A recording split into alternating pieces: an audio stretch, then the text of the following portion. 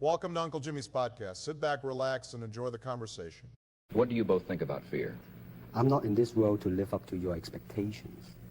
I'm here to live up to mine. He who is not courageous enough to take risks will accomplish nothing in life. Fear is a teacher. And I don't skip class. Good morning, good afternoon, good evening, everyone. Listeners, take a deep breath, because today your world is about to get a little more honest, a little more raw, and a whole lot more alive. We are beyond honored to welcome a man who turned rock bottom into a revolution of the heart. He stared down the crushing weight of chronic masking, felt his body and spirit nearly shatter under the pressure of pretending to be normal, and chose fiercely, courageously to throw that mask away and live his ADHD truth out loud. He is the unscripted, unstoppable voice behind the Neurodivergent journey of Nick Pagano, a podcast that doesn't just talk about neurodivergence, it breathes it. Real time, thoughts, messy emotions, zero polish, and 100% soul. From the edge of despair to the freedom of unmasking, Nick has walked it, the fight, so the rest of us don't have to walk it alone. Nick, brother, warrior, and fellow traveler on this wild neurodivergent road, welcome to the show. The mic is yours. You ready? Damn, brother, great intro. Yes, thank you. I feel like I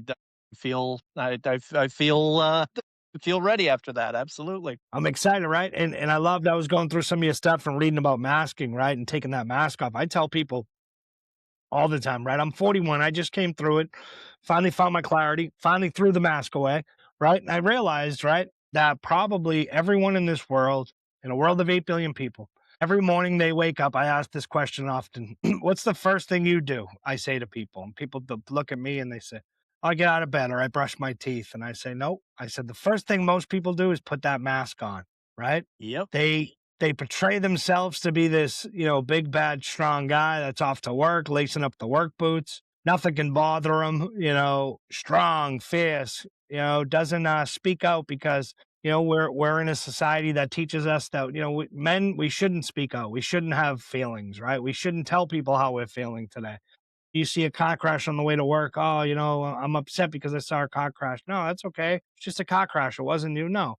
As humans, right? The big thing is we oftentimes, go through life, some of us with blinders on, but when you come through and you have that awakening, right? And you take that mask off, it's so powerful. You see the world from a whole different lens that you didn't think existed before when you had that mask on. It's been a journey. It's still a journey. I'm on the journey today. Today was a tumultuous day. The last couple of days have been tumultuous days. I mean, we haven't even had a chance to go over this, so let me bring you up to date on what's going on. I am in my parents' house right now because I am no longer staying in my apartment because my fiance of 10 years, after I stopped masking and after I started being my authentic self that I believed in. And then I lost my job because even though I wrote more business than everybody else the month before I got fired, even though, I was top writer all 3 years, I was fired because I was dangerous for the corporate world, because the corporate world can't trust anybody that they can't predict. Prediction, it's all about being able to control, being able to predict people. And if you're unpredictable, you are absolutely a danger to them, even if you are a asset, because they can simply replace you. One person is not worth the risk of the company. And, that being said, I never did anything to risk the company. They fired me the day after I came up with my podcast, and I was waiting for a phone call, and I was texting with a friend about how excited I was about the podcast.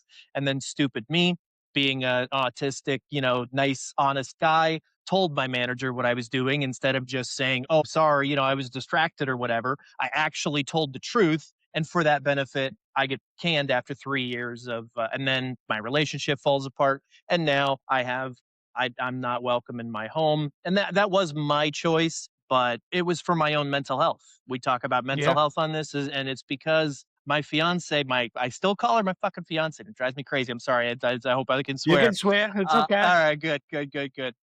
My ex-fiance, I mean, long story short, she gets ready in front of me for Tinder dates. Crazy. Yeah. It's not fun. No. My mind can process it, but my body shuts down. I can't digest food and for days afterwards. And so I fall apart, and I try to deal with my mind understands it. My mind tries to just, fuck her, it's over, it's done with. But it's so crazy. I've never experienced that before, where my body actually has the reaction when my mind is dealing okay. Even Yeah. as I talk about it Well, now, I can feel a wave of sweat and warmth all over my body. And it's so I hate it. I think oftentimes, right, when we're in love, right, Nick, when we're in love, don't like to come to that realization that, this may not be for me, right? This may not be for me. This relationship might not be for me. But for some reason, right, we stick around and we think, hey, it's going to get better, or she's going to change, or he's going to change, right? And oftentimes we know deep down inside that it's not going to work out, but we still try to push through and make sure, hey, I want this relationship to work, so I'm going to make it work, right? And like you said, when you came to your true authentic self, you're going to realize, right? And you've probably realized it a lot with the loss of your job, loss of your fiance. When you come to your true authentic self, you start shedding parts of yourself, right, that no longer fit the narrative for other people, right? You can become, and I'm the same way, and I've become great with that, because you know what? It wasn't meant to be. It wasn't meant to be then. And if you weren't meant to be my friend, my girlfriend, my wife, my best friend, my coworker, then you know what? Screw you, because I didn't do anything wrong. I'm just being myself. Now, and I mean, it's been, I've written a lot about it, and I've talked so much about it, and it's just, I'm always trying to. I believe the meaning of life is to grow every day. Honestly, Every day. I mean, we all since the beginning of time, since man has existed, since we could formulate thoughts and be able to speak. I mean, we've always talked about what's the meaning of life? Why are we here? I think that's why we're here. I think that's an Yeah. answer, and I've never heard a better one. We exist to become our best selves every single day. We should be better than we were yesterday. If we're not doing that, then and some days, like some days, me becoming better was simply riding the wave of emotions, dealing with it, and then once I was able to, get some breathing room, look at it and say, what happened? What can I learn from this? What can I do differently in the future? Or what happened that I can learn from here? Yeah, and I And think that's the it's big thing, like you said, right? Growing every day and learning too. When we stop learning and growing, that's when, our old patterns and behaviors, that stagnant, bad attitude comes back, right? So when you are growing and learning, right, you're seeing everything now from a different lens. In life, it becomes freeing, right? Where you can see everything in front of you. You can make those, clear, conscious decisions that you need to, and not be muddied by anyone else's, hey, I think you should do it this way, or hey, let's stay together because we love each other. And, I've learned that love is not the only thing that's going to keep a relationship going. In a relationship is not just, cannot survive on love alone, you know? right. Yeah, we were codependent for the longest time, and so I mean, it was never going to last. I mean, if you've ever had codependency, you understand that it's, when it's good, there's nothing better. Yeah. It's literally like a drug, because you base your meaning and value and purpose on another person.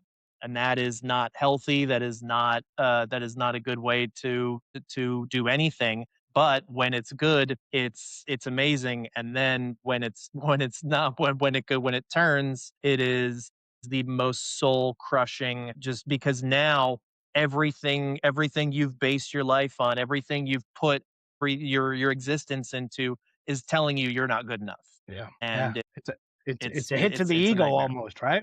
Well, yeah, I mean, it's more than the ego. I mean, it's just your self-worth, it's your value, it's just your drive, your purpose, your everything. Yeah. And I mean, So on, I've written many, many, many poems about it. That's how I try. And it's funny, because a lot of people, I feel like my poems, the reason that I write poetry, that I found, is I don't know how I feel until I write a poem about it. And as I write the poem, it just starts flowing. And then when I get done, when I reach where I don't have to write anymore, well, that's the poem. That's, that was, and then I didn't realize, halfway through the poem, usually I start writing something. I was like, oh shit, I didn't think it was going to go there. I didn't realize I felt this, or, but yeah, it's a release valve. Yeah, it's a release valve and almost another form of therapy, right? And I say it all the Hmm. time. For me, when I write, it's so great for me when I go from mind to pen to paper. Once I get that on the paper, it's like, whew, yeah, I feel so much better, right? I feel like you said, a release valve, releasing it out into the world onto the paper. So your podcast, right? It's deliberately unscripted and chaotic in the most beautiful way, right? Why was it so important to you that the show feel exactly like a neurodivergent brain in real time? Because I want people to be able to, and that's a great question. I want people to be able to understand what that's like. I want people to be able to see inside for a moment and see the different threads, the different tangents, the different the for honesty or truth or not doing anything other than what's real. Yeah. And then beyond that, trying to number one, try to keep other people from ending up like I ended up, back in December 2024, look at a bathtub, thinking about throwing myself out of a hotel balcony because I'm just so miserable, even though I have a great job, even though I have a wonderful woman, even though I have, plenty of money in the bank. I was absolutely miserable because it just wasn't fulfilling me. And it was not. And so in some of the poems, yeah, I just write about how miserable it was to just have everybody around me pretending to be something they weren't, lying, and that's how I found out that I was already masking. I never Yeah. realized I was masking for 42 plus years. And then, like, I would see them obviously be fake about it. And I was like, I need to do that. Why can't I do that? And pushed myself and kept trying to mask. And then I realized finally, oh shit, I'm already masking to my to my best level. This is my mask.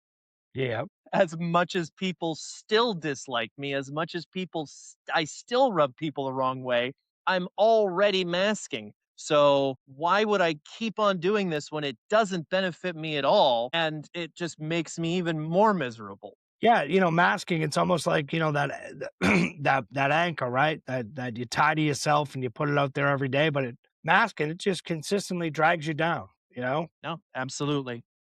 So you've shared, right? You came back from the edge after a major health crisis, tried to years of masking. What's one lesson from that back from the edge chapter that still guides every episode you record? I would just say, just trusting yourself, trusting the you that you are. Because one thing that I've learned is, specifically, I'm coming up on 44 years old, and it doesn't matter how old you are every single experience, every single thought, every single lesson that you've had up to that point. You don't know Yeah. any better until you know better. One of the phrases I love the most that people seem to just kind of dismiss or is just, you don't know what you don't know, Yeah. you know? I love adding that Yeah. at the end. But, you don't know what you don't know. And so, but you have to be cognizant and you have to be willing to learn what you don't know and pay attention to what you don't know. You have to be aware of what's going on so that you can learn what you don't know. Because otherwise, you just keep not knowing and you live a life of ignorance and loss Yeah. because you're not fulfilling who you could potentially be. You're not being your best self because you're lying to yourself and everybody around you. Yeah, I mean, it goes out to people in bad marriages, it goes out to people in bad friendships, bad jobs. I mean, don't just go and quit your job, but don't grind yourself into dust over something that is not fulfilling you. Yeah. Yeah, and that's the big thing, like you said, grinding to dust, right? So many people work a not a dead end job, but they're in careers. And a lot of people just let work take over, right? They get in the passenger seat and it's 60, 70 hours a week, right? All they do is work, come home, go to sleep, may put the kids to bed or may yell at the kids because they're tired and exhausted, right? But that burnout's real, right? When you're going through it and you're not just hurting yourself, right? I say it, you're hurting everybody around you, your friends, your family, if you have kids, your kids, your wife, your fiance, your partner, everybody's getting hurt from that. And once you take that mask off though and see that the hurt that's been done, right, on behalf of, yourself, right? Like you said, one of my biggest things is learning to be a better man than I was yesterday for tomorrow, you know? And when I go to bed, waking up and knowing that, hey, I'm going to be a better man than I was yesterday. And that's my goal every day. Yeah. No, I mean, I'm trying to see it's the autistic part of me that I'm really trying to lean into, because I think that's what defines me the most. Just a little side project, you know, I want to try to be on Love on the Spectrum, you know, Yeah. because I'm a side of the spectrum that they've never showed. Yeah, Yeah. because I absolutely have autism. I believe autism is the desire to be liked and accepted, more importantly, is the word, for who you are as yourself. Because when you go, have you watched the show Love on the Spectrum? Yeah. Yeah. Oh, Yeah. it's such a fantastic show.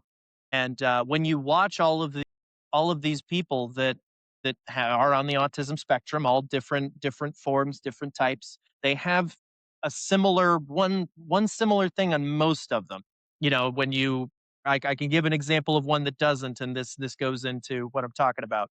But when you watch Love on the Spectrum, if you watch them when they first go on their dates or when they're around people, if they don't know this person very well, or if they're meeting somebody new, they're extremely nervous, they stammer, they don't know what to say. And the reason for that is because they have been told throughout their lives, no, don't do that. No, you know the thing that your brain tells you to do? You want to talk about trains all day, or you want to talk about dolls, or you want to talk about the things that are interesting to you? No, don't do that. You're going to push people away. You're going to turn them off. They won't want to talk to you. So when they meet somebody, they go, "Oh, I want to say this. Wait, I can't say that. Oh, wait, hi, how do you like weather?" That's like what one of them said. Do you like weather? And that's not because they don't have brains that work. It's because that's the only thing that they can come up with that says this gets past all of the gates that I've had to build in my mind, because I've been told so many times I can't talk about this. When I first meet somebody, I have to act this way. I can't do this. I have to do that. There's all these fucking unwritten rules. There's all of these requirements, and all of those things get stuffed in your brain, and you don't get to just be you. Yeah. Yeah. It draws you away from your authentic self, right? And yeah, I've watched Love on the Spectrum, and I know David and Abby broke up. You know, they Yeah. were together No, for no. like, Connor and what's her name? Georgie. Now, oh, they broke David up and Abby too. didn't break up. No, David and Yeah, they Abby didn't broke break up. up, did Yeah. they? Yeah. Yeah, Not they on the broke up. Yeah. show. Not on the show. No, it's just recently. Like, Really? yeah, within the last couple weeks. Yeah. Yeah, I didn't they know went their that. separate ways. Yeah. Yeah. Interesting. So I know the rebrand, right? From Autistic Pod to the Neurodivergent Journey of Nick Pagano felt like a Mhm. big identity shift for you. What did that name change represent in your own unmasking process? Well, if you wanna see it, it's a 20-minute episode it's the last episode of the Autistic Pod. It's on YouTube and Spotify. You know, I mean, what I would do is when I was doing Autistic Pod, I was, you know, being a podcaster. I was trying to do an interesting podcast. I was trying to, you know, I was trying to still be real to myself, but not 100%. Then I would do what I would do, a behind the scenes episode, because I always have problems with stopping things. I always, you know, I mean, I always take my podcast too long. I have episodes that are like 3 hours long, just because the conversation's flowing and I'm enjoying it, and I'm, you know, so. But I would do a behind the scenes episode where I would then either interview or completely drop everything and just be like, okay, now, so I thought that episode went pretty good and this is how I feel, blah, blah, blah. And so I did a behind the scenes episode on an episode where I intended to talk about pluribus, which I talked about it for like 5 minutes, because once I start talking about something, my ADHD brain goes, oh, that makes me think of this. And ooh, that makes me think of this. And oh, Yeah. but so I started doing the podcast I started doing the behind the scenes, and I recognized how much freer I felt when I didn't feel like I had to do a podcast. And I recognized that I'm still masking a little bit, but you know, I need to work on that. And then I started doing like mock interviews. I did one with Donald Trump, how I would interview Donald Trump if he was and then I did one with Joe Rogan. And then I kind of realized, I was like, you know, so, you know, Joe Rogan does the Joe Rogan experience. You know, I am I'm not Autistic Pod. I'm just Nick Pagano. So Yeah. why don't I go and be Nick Pagano and just show neurodivergency through that. And that's where I came up with like the ADHD habits and rantings of Nick Pagano. I've done a lot of shifts, and I'm still listed as that on Threads on my picture because of ADHD and because of everything, but that doesn't matter. But yeah, I realized that it was very empowering because, hey, I'm Nick Pagano. He's Joe Rogan. He was an actor, he was a comedian, but I'm Nick Pagano. I'm a guy who grew up in Florida, who has had his own struggles, has, been in sales, but most importantly, seems to be able to, and this is what I was saying originally when I was talking about my autism. What I try to do, what I believe is my strength, which is not a marketable strength, it's not a bankable strength, it's nothing, but it is my strength. I can get to the roots of an issue. I can get to the roots of where something comes from. If I talk about it long enough or if I study it long enough. And so what I'm trying to do on the podcast is I'm trying to figure out a map to happiness. I'm trying to figure out a legitimate process that you can follow to become happy. And so far, I have, if you reach clarity, which means that you accept who you are, you accept your past, and you don't stress about the future, which is Yeah. easier, which is easier than you would think if you're if you do the work, if you accept yourself, then that's when you can start growing. Once you start growing, you're going to gain understanding. And then once you understand, you need to make sure not to intervene on other people's growth and not intervene on other people's lives, because that's something that I ran into. I was trying to create rules that everybody should act on. And through that growth, I recognized that everybody's rules are going to be different. Everybody's growth is going to be different. I call them mental anchors now. I think that that's, something that could be beneficial for any single person, is you figure out what mental anchors you need to work on your growth, because you have these little this little step-by-step process of like 2 or 3 4 or 5 steps, however many you need, however many are beneficial for you. And once you have those mental anchors, and once you're able to recognize where you can grow, that's when you're able to find your peace.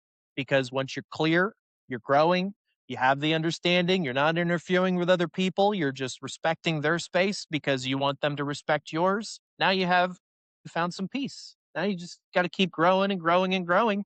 And I mean, the thing that frustrates me the most is that I can see it. If I had been told back when I was 8 years old or 10 years old, back in 4th grade, because this is when I believe this should be told. If you told all the 4th graders, you say, "Hey guys, how great is pizza? How great is ice cream? All these things. We get to enjoy these things because we're human beings, and we have all these benefits. We could have been a butterfly, or we could have been a tiger. We know all these different animals that we've learned, but we're human beings. So we have our parents, we have all of these great things. So we have a responsibility to, this is where it kind of falls off. I mean, existence is a little too deep for 4th grade, but it could just do with a little, I have ideas, but I believe that I need to talk to smarter people than me Yeah. to tailor those ideas and to, just figure out what they're missing. And, but that's what I try to do on the podcast, is I try to,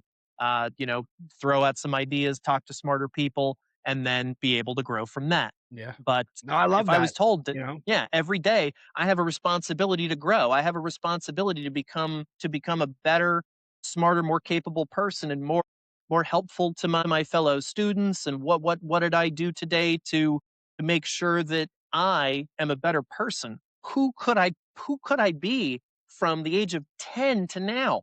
If I had been focusing on that just a quarter of the time, who would I be now? Yeah. We are failing our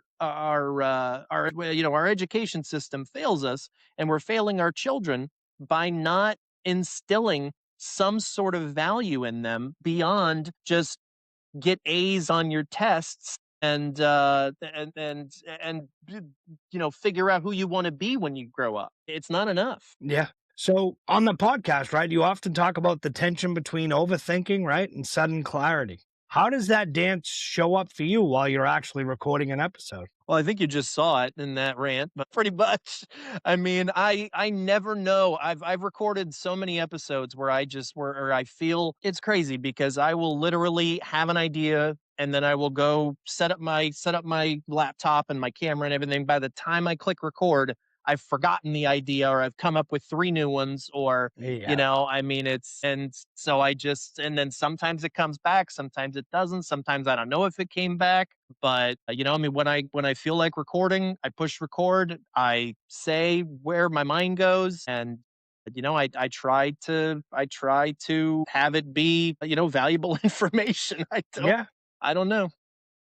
Well, and you stay true to your authentic self, right? Instead of it being the autistic pod, you have Nick Pagano, right? Yourself. So you're bringing that to the audience, right? And letting them know, and also, taking them into what it's like, to be you, to be your authentic self, right? Because oftentimes everybody, whether it's podcasting, life in general, like I said, everyone puts that mask on, and when you take it off and you come through, you're no longer wearing that. It's powerful. It's powerful, and It's scary too. It's it's scary when you scary. first take Yeah, that mask out. It's still scary. It's scary to this day. It's yeah, scary every day when you have that mask off because number one, you've got no armor. If they don't like you, it's not your choices. They just don't like you. yeah, yeah, All every time, and I mean the reason that the masks are created is because of every single time we put ourselves out there and we paid for it. yeah. So that brings me to the next one, right? Rejection sensitivity, emotional intensity, the inner monologues that never shuts up, right? Which of these AUDHD realities do you find yourself returning to most often on the show, and why? Well, when you say emotional intensity, that makes me feel like I have to read a poem. You got one there for me? If I'm oh yeah, I mean I just wrote one today if you want to hear it. Yeah, It's let me hear it. Go ahead. all right, so I think I wrote this one yesterday. It's called Roots. Job, relationship, dreams, plans, trajectory, money, mindset, love, respect, forgiveness. My roots were all deep in the earth. Everything I'd ever cared about was flourishing, growing, reaching new heights, and becoming more beautiful and sturdy. I found a home. I found a place to stay. I can let myself grow, but I didn't know the area I'd chosen wouldn't sustain. It's hard to even go back and know which root died first and why. I'd love to give you a beautiful poetic metaphor, but it happened in a place I couldn't see. Deep in the dirt I had bet everything on. My roots became weak and brittle until my sturdy trunk that had grown so strong was ripped out of what I thought would be my final resting place. I was left confused, weak, hollow, and alone. Now my roots are gone, my trunk abandoned, my branches and flowers stolen and hidden away. I'm reduced to a lonely seed on the wind, looking for a new place to land and call home. Roots seem like an impossible idea now, but I had them once. I must be able to grow them again. And luckily, this seed is nourished and fortified with the memories of its predecessor. And while I miss my roots and fear choosing a new place to call home, the wind is a welcome change from being stuck. It feels exhilarating, if not a little terrifying. Love it, brother. So So raw. yeah, the deep emotions would be the answer. Yeah, yeah, Yes, emotion, many emotional waves. It's ever I feel like ever since I went through the hotel episode and figured out that my brain was an enemy. I mean, because my brain was telling me. I remember that night. I wrote another poem. It's much longer, but I remember my brain telling me, when my brother invited me to a basketball game, oh, you're just going to ruin the night. And my autistic side went, what is with this guy? Why does he keep talking shit? He's the one that's in this bathtub, not me. Who is this yeah, guy? This guy's got to go. And it took me a while to figure it out. But as I say in the poem, I mean, I keep a mask in my pocket to remind myself that our brains aren't always our friends. But I also thank the mask because even though it almost led me, to die, it also led me to my awakening. So thank you, mask. I know yeah. you were just doing the best you could, and now I feed us. Now we grow. Now we thrive. Now my brain, the nourishment and the opportunity to become better as opposed to simply just trying to be who I think everybody else wants me to be. Yeah. Yeah. Looking for approval, right? Looking for, as I like to say, love in all the wrong places, right? We don't need approval. The only one we need approval from is ourselves. And once we realize that, once we give ourselves that approval from within, we can become the most powerful person, on the planet, because nobody can take anything away from us. You're going to come across people that don't like you. It's okay in life, right? You're going to come across people that love you and want to talk to you and want to be your friend. That's awesome too. But, for those ones that don't want to be in your life, Nick, as I like to say, it's their loss, not ours, And so for someone, right, listening who's late diagnosed or self-identified, AUDHD, right, and still deep in the masking trenches, what's the one sentence you wish you could whisper into their heart right now? Put me on the spot there. Let's see. I would say be easier on yourself. Yeah, be easier on yourself. I think oftentimes we're our own worst critic, right? Our own harshest critic. I say it all the time, Nick, that the most dangerous neighborhood in the world is the neighborhood between your two ears. Because your mind can play, your mind plays tricks. Yeah. On Every you, single person that's ever committed suicide, did it because they thought that was the best choice. And, let's put some of that honesty out there. I still struggle with those thoughts, even today, even recently. There's a difference between having a thought and taking action and actually finishing the thought. Just because you have a thought, sometimes, you have intrusive thoughts. If you've seen a horror movie before and then you see somebody, you might picture them with a bloody face, or you might picture them getting murdered. You don't want to murder that person. Yeah. It's just a thought. Just because you have a thought doesn't mean that it's written in stone and that it must be. You need to weigh out that thought and recognize it. And that's what psychology tells us, is that if to deal with those thoughts, you have to recognize I had a bad thought. I had a self-harm thought. Yeah. And that's okay, because once you just recognize it as a thought, it's no longer you. It's no longer your motivation, and it's no longer, because especially if you're fucking ADHD, please, how many thoughts do you throw away in a minute? Hundreds of thoughts. Yeah.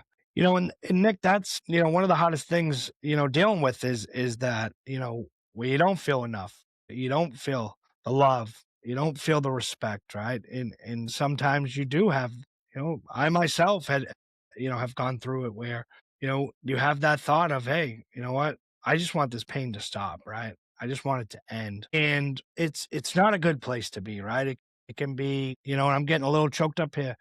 It can be that dark place, right, where you feel like there's no lantern, there's no light, right? People often ask me when I was at my darkest what it felt like, and I said, well, picture being 17 miles in the woods with no light and no fire, no moonlight, and you don't know where you're going, what you're looking for, who you're looking for. You're just lost, right? And I've been lucky enough where I have had some special people in my life who have come through with a lantern when I've been in the dark and have walked me out of that darkness many times. And, it's a place where I say to people, it's okay not to be okay, but to seek help if you need to, or seek conversation, seek out a friend and talk to them. Or, one of my biggest things is 988. You can call or text 988. It's 24/7, 365, the suicide and crisis hotline. And you can always call that. Someone's always there. Operators are always there to call and talk to you. I had a friend of mine a couple weeks ago that used it, and she was saying how for 4 days later, every day they would call and check on her. Like, how powerful is that? That's nice. So nice, And I say 988, I used it myself. I'm not ashamed of it. And people ask me, well, why would you admit that? And I said, because if my story and if my journey can help one person, right? Yeah. To let them know that, hey, you know what? For me, weakness is staying silent. That's Absolutely. weakness. For me, being powerful is speaking about it, speaking out about it, and letting people know that 988, right? For me, I used it because at 2, 3 in the morning, there's nobody awake. There's nobody around, right? And those thoughts creep in. So you know what? Let me reach out. Let me reach out to somebody and talk to somebody and just let them know what's going on, how I'm feeling. And I'm telling you, every time I got off that phone, I put it down, right? I thanked God, right? And that I had this resource, right, that I could use, that I could call, right, and be vulnerable and open up in no fear of, judgment, right? And just someone on the other end of the line that was caring and loving and respectful. And that's my biggest thing now is holding space for people that are going through it, right? You may not have the answers, but just hold space, hold space. I think oftentimes in humanity, we get lost so much that, I hear people all the time, well, I know you're going through a lot, but that's not my problem. I know you had a shit day and your head's all fucked up, but it's not my problem. Look, I'm not saying it is your problem, but I'm just saying, look, I'm vulnerable enough to open up and talk to you about it. And most people, when they do open up, if they get shut down, they're never going to open up again because it's the worst feeling in the world. Yep. You know? And then they're just and then they just walk down that path because somebody who actually, who actually tries to commit suicide or commits suicide or, just keeps having those thoughts, it doesn't just come out of the blue. It comes from months of time. And if you and the stigma behind saying the word, being able to talk to people, it just prolongs it, just makes it happen more. Because if it's something to be ashamed to talk about, then you're going to feel shame for thinking about it. Yeah, exactly. But if it's something that's simply understood, if you're in pain, you want pain to end, and so you don't have a better answer, and then you can understand better and you can empathize, even if you've never had those feelings. Just try to imagine yourself. Here, I'll tell you what. Like I said, I've got a long poem here that I can read that goes over my whole thing. If you want me to go over this. Yeah, go ahead, brother. This was the second poem I ever wrote. It's called My Broken Mask. A mask sits on my face and I don't feel it, but it's there. It does most of the talking because my brain says I don't talk good. Okay, but then why doesn't it help? If I'm wearing a mask, shouldn't it work? I don't even say anything, but my lips moved and I'm still sad. You know what? It's everyone else that's the problem. I'm awesome. Was that me or the mask? Can I even tell anymore? A mask sits on my face and I don't feel it, but it's there. Is there a mask there? I just feel like people suck and are stupid. Let's point out all the ways they're dumb. That'll be fun and make us feel better. Social media shows me lots of people to own, and I do. I'm fairly intelligent, so I make myself feel a little better by flexing my brain and making them look stupid to anyone who sees it and isn't stupid themselves. Yay.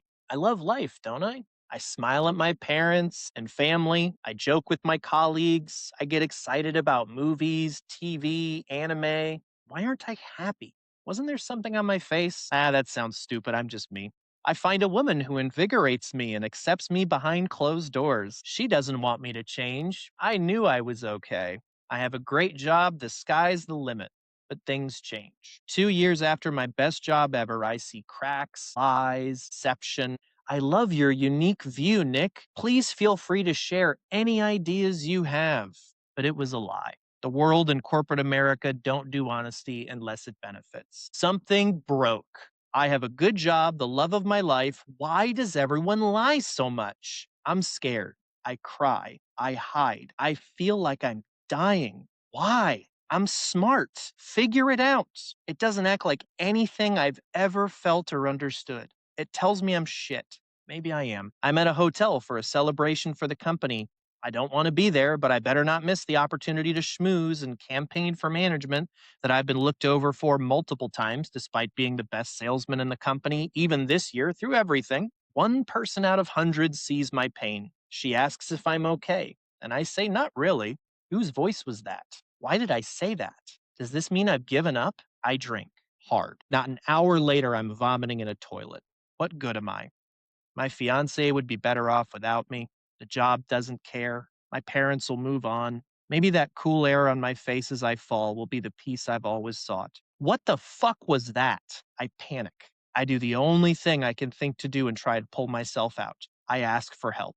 No one will answer. I haven't affected anyone's life. I've been quiet, awkward. I don't stand out. Ding, ding, ding. Friends who I don't speak with respond immediately with kind words.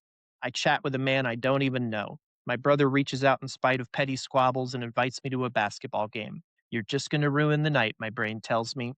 No, you put me here.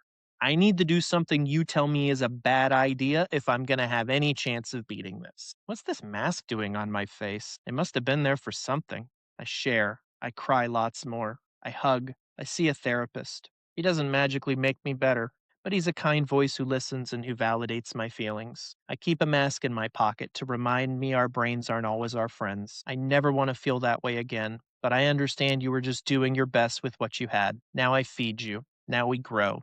Now we thrive. Thank you, mask. Even though you nearly killed me, you were also what led me to my awakening. I no longer have a mask on my face, but I still cry. And after I cry, I always feel better. I no longer hide from my emotions or from who I am. Why on earth did I ever? Well, hindsight is 2020. Love it. So yeah, Yeah.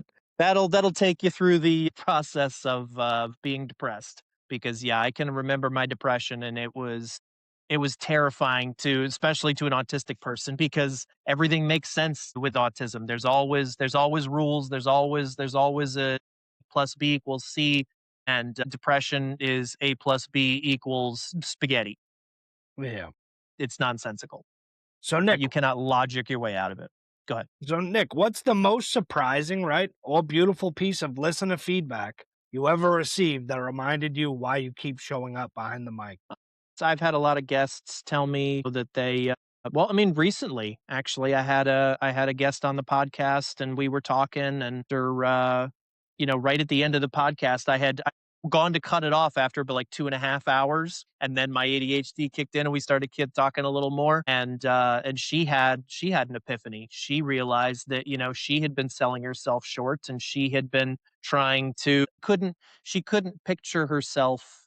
Uh, Meeting someone and having them accept her for her. She's always had to change, and she thought that that was always going to be the case. And for some reason, when we were talking something, and again, I feel like that is just that is my strength. I Yeah. just I can see inside people. I can get people to open up because I speak so openly and so emotionally charged that it bleeds into you, and you either shut down and run away because you are so shut off, like my ex, or you start it opens up parts in you, and you start talking about things like I was at dinner with my parents at Olive Garden, and I started talking about emotional things that usually make them awkward. But then a little later, they started talking about their childhoods. They started talking about things they hadn't thought of in 30, 40 years. And we never would have gotten onto that topic if we weren't just staying surface level. Yeah. So if a younger version of Nick, right, the one who is still burning out in silence, could listen to one full episode of your podcast today, which one would you hand him and why? Think I don't even remember anything I said. I was like on 3 edibles, but the I've been on edibles on multiple podcasts, because I mean, just a 10 milligram edible sometimes it just erases the self-doubt, it erases the worry, it erases those, I just feel so much. I literally call it a different persona. I call it High Nick, because I mean it's literally it's a different person.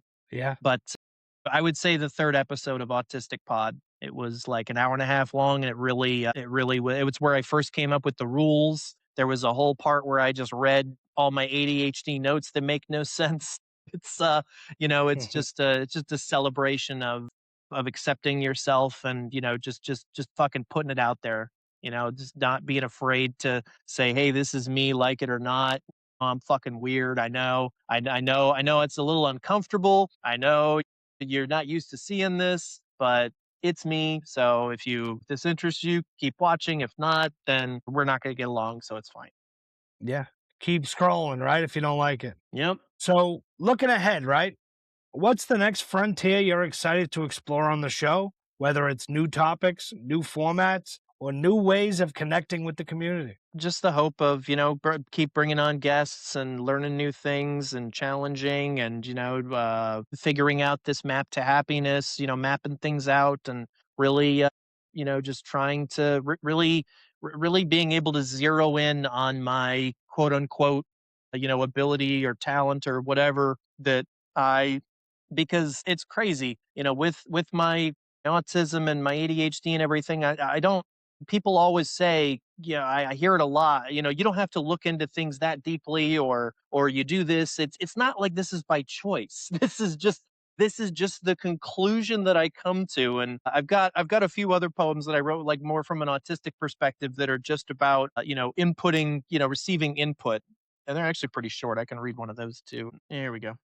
So this is called Calibrate. Data received. Calibrating. Please wait. This is my baseline. A walking computer dying for input. Need input. Input. More input equals new data, new calibration. Yet I'm trapped in a world that requires nuance and subtlety and understanding unwritten rules and expertise of social adaptability. That's not data, that's error. Until you prove to the system that this is not an error, it cannot calibrate. Why do I feel like I need to explain that? How is that not everyone's baseline? Recalibrating, insert data, waiting. It's a Love it, brother. I love how you just, pen to paper, how you're feeling, what you're going through. It's powerful, right? So, last question, Nick, right? What does it mean to you, deep in your bones, to have built a space where neurodivergent people can finally stop apologizing for how their brain works?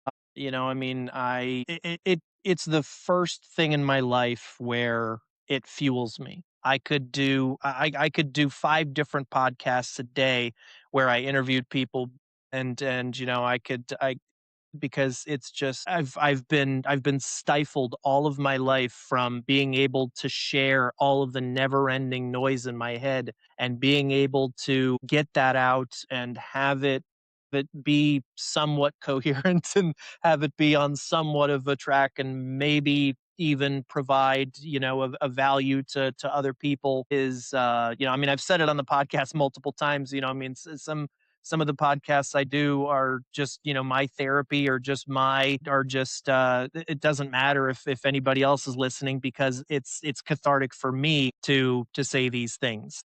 Yeah.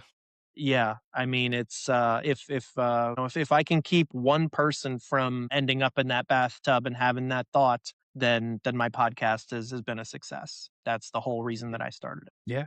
So, Nick, from the bottom of my heart, thank you, right? Thank you for walking through the fire, for refusing to shrink, and for turning the pain into a lantern that so many of us are now following home to ourselves. You didn't just share your story today, you reminded every listener that they are not broken, they are not too much, and they are absolutely enough, exactly as the way they are. Listeners, if today's conversation lit something inside you, please go find Nick and keep the journey going. You can listen to the Neurodivergent Journey of Nick Pagano on Spotify, Apple Podcasts, or watch the full unfiltered episodes on YouTube at Neurodivergent Nick. Follow him on Instagram, the ND Journey of Nick Pagano, for daily real talk clips, reflections, and community love. And here is my call to action. Everybody, take one brave step today. Subscribe to Nick's show. Share this episode with someone who needs to hear they're not alone. Drop a comment telling Nick what resonated most, and then look in the mirror and tell yourself out loud that your neurodivergent mind is a gift, not a glitch. Nick, you are family here, my friend. Come back anytime. Until next time, stay unmasked, stay connected, and keep growing every single day. We love you, pal. We see you, and we've got your back. Thank you so much, Nick. Thank you, sir. It was a pleasure.